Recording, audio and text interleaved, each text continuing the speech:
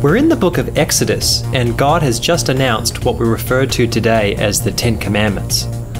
God then gives Moses 2 tablets of the testimony, tablets of stone written with the finger of God. Of course, we know Moses breaks those tablets pretty quickly, so God tells him to bring 2 fresh tablets up the mountain again so that God can make him another copy.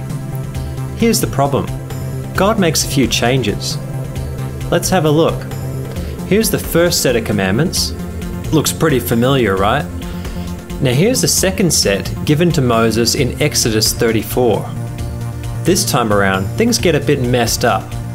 We can see 3 of the original commandments: don't worship other gods, don't make idols, and make sure you obey the Sabbath.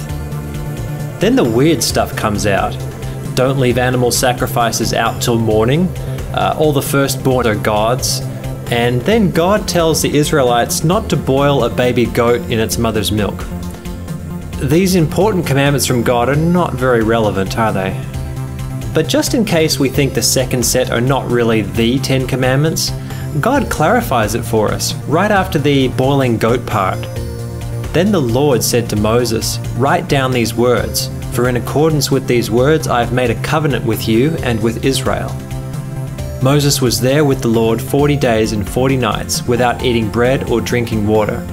And he wrote on the tablets the words of the covenant, the 10 Commandments. How did he come down from the mountain after fasting for 40 days anyway? So this verse is also the first time that the scriptures refer to the commandments as the 10 Commandments. Not even the original 10 were referred to as such. The chapter title doesn't count because it wasn't added till centuries later. This second set of commandments is like a video game glitch, where you end up on a level that's all messed up and weird things happen. Things start out familiar, but then it's like the scribe writing it down got confused and copied the wrong text, or the book itself somehow got tampered with. So for a while we seem to have 17 unique commandments. 2 books later in Deuteronomy, we find Moses reviewing the 10 Commandments with the Israelites. This time he uses the original set again, with no sign of the previous blunder. Hypothetically though, if the Ark of the Covenant actually existed and was found, which set of commandments would be inside? If we take the Bible absolutely literally, then it seems we'd find the goat boiling set inside. The original set was broken by Moses, so it was a second set that actually survived. And when Moses presented the original commandments again later in Deuteronomy, he was speaking to a crowd of Israelites. He wasn't actually writing anything down. This commandment glitch is more evidence that the Bible isn't the infallible book that many claim it to be. So who actually wrote the Pentateuch? Traditionally, it was said that Moses was the author, though most scholars disagree. The best we can come up with in the Bible is that Moses wrote down the law. Moses also tells the Israelites to do the same thing. "You shall set up for yourselves large stones, and whitewash them with lime. You shall write on them all the words of this law." If what they wrote are these 5 books, then we could just as easily say that the Israelites wrote the Pentateuch. In fact, that's probably closer to the truth. But according to the text, it seems they were just writing down the law itself, not the entire narrative of the Torah. Let's look at some additional evidence within the Bible that Moses was not the author of the Pentateuch. This is the obvious one. Moses' own death is recorded in Deuteronomy.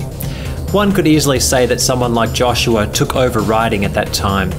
However, the text indicates a lengthy period of time had elapsed. Since then, there has not arisen in Israel a prophet like Moses. That's not the kind of thing you write so soon after Moses' death. Abram passed through the land to the place of Shechem, as far as the terebinth tree of Moreh, and the Canaanites were then in the land. Here we are back in Genesis. These verses are significant because the writer is looking back to a time when the Canaanites still dwelt in the same land as Abram. Obviously something had changed since then. We do know that according to the Bible, the Israelites were still battling the Canaanites up until around the book of Judges, where the king of Canaan was killed by the Israelites. This was long after the death of Moses. Now when Abram heard that his brother was taken captive, he armed his 318 trained servants, who were born in his own house, and went in pursuit as far as Dan. Genesis and Deuteronomy mention the city of Dan. However, at the time, the city was known as Laish, not Dan. The name is not changed until the city was conquered many years later, as mentioned in the book of Judges. And they called the name of the city Dan after the name of Dan their father, who was born to Israel. However, the name of the city formerly was Laish. To give some perspective, the city name is not changed to Dan until after the deaths of Moses, Joshua, Gideon, and even Samson. Even if God supernaturally told Moses the new name, it would be useless to anyone reading Moses' books. They wouldn't know what city he was talking about. Now the man Moses was very humble, more than all men who were on the face of the earth. Does Moses now congratulate himself on being the humblest man on earth? Now these were the kings who reigned in the land of Edom before any king reigned over the children of Israel. This shows that the writer already knew that kings would rule Israel for a time. This places the author at least 300 years after the Exodus. Given this evidence, it seems highly doubtful that Moses himself wrote the Pentateuch.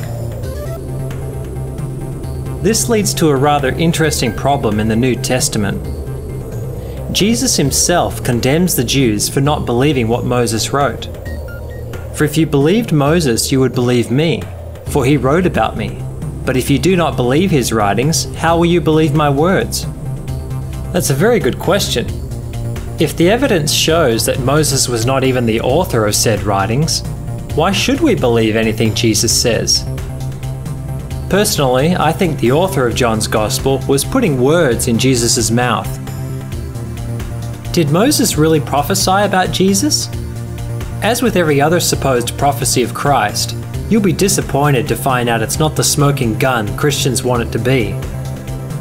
The Lord your God will raise up for you a prophet like me from your midst, from your brethren. Him you shall hear. Christians think that this is talking about Jesus. Muslims think it is about Muhammad. Jewish literature says Moses is talking about Jeremiah.